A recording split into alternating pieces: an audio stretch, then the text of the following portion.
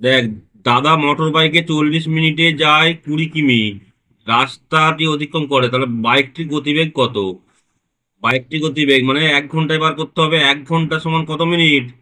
1 ঘন্টা সমান 60 মিনিট।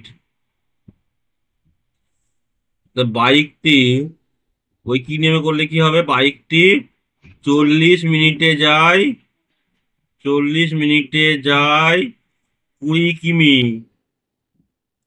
1 মিনিটে যায় 20/40 কিমি, আর 60 মিনিটে যায় 60 গুণিত 20 × 60/40 কিমি।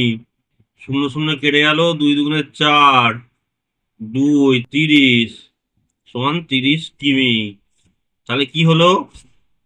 1 ঘন্টা সমান 60 মিনিট, গতিবেগ 1 ঘন্টায় হচ্ছে।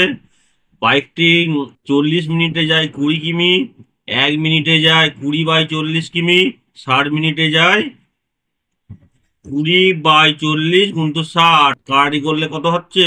30 কিমি। অতএব বাইকটির গতিবেগ